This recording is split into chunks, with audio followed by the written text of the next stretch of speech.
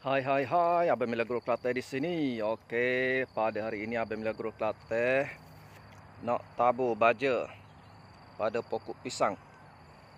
Okey. Oleh kerana di sini semalam hujan, jadi pagi ini Abang Milagro Kelantan terus taburkan baja. Okey.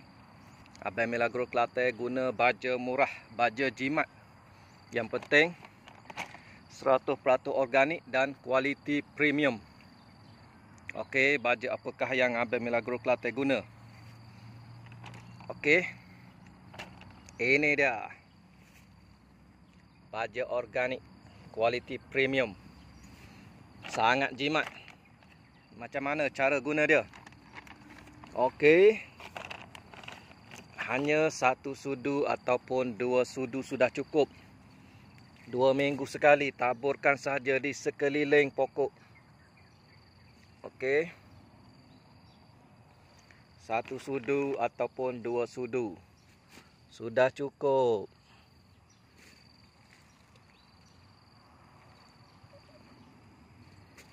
Okey, macam tu sahaja.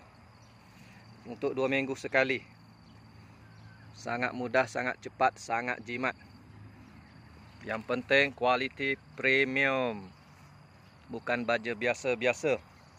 Okey, nak lagi subur. Spraykan waxing. Okey, cara dia. Spraykan saja di pangkal, di batang dan juga di pucuk dia ataupun di daun dia lah. Okey, spraykan saja. Macam tu. Okey. Sudah cukup.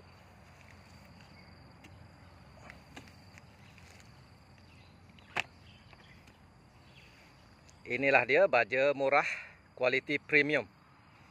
Okey. Pastikan organik, pastikan Milagro. Milagro booster tanaman anda.